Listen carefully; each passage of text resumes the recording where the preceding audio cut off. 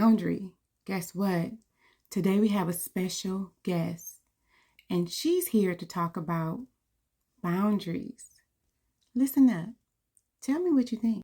Imagine this. I'm walking down the street one day and I happen to see a sign that says, "Beware of dog." On the other side of that fence, I see the most beautiful dog I've ever seen in my whole wide life. And the dog looks harmless. The dog begins to whine.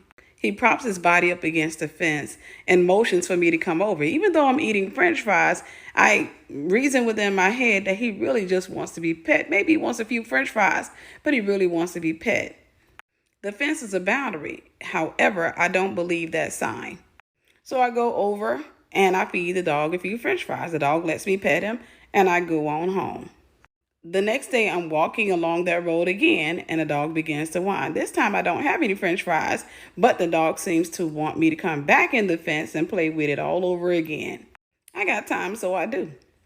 I go past the boundary, I sit in the fence, I rub the dog's belly, and everything seems to be well. I don't know who said that this was a mean dog. Old Sparky seems to be a really good dog, a really gentle dog. This continues for 2 weeks. Every time I pass by the house, I go past that boundary. I go in there and I pet Sparky, and we seem to be building a bond. But one day I go in that fence and I happen to have, let's say, chicken. I go in the fence and I put some chicken on the ground for old Sparky. Sparky starts to eat it and I try to pet Sparky and he growls. I giggle. Oh, he got a little food aggression. I'm not going to bother him while he's eating. God will always give you a warning. He will always give you a way of escape. I ignore the red flags. I stay in there. I play with Sparky a little bit longer, and then I go home. The next day, I go into that fence again. And this time, Sparky seems to be in a really, really good mood. Looks a little bit mangy, but he seems to be in a good mood. I pet Sparky. I start rubbing his belly, playing with his ears, and somehow I end up rubbing under his neck, not realizing that he has some type of childhood trauma, and what's under his neck is the point of trauma, his button, his trigger. An ambulance ride and 127 stitches later, I realized the reason for that "beware of dog" sign. They didn't put it there to say that Sparky was an aggressive dog that could not be pet. They put it there because they understood what was in Sparky.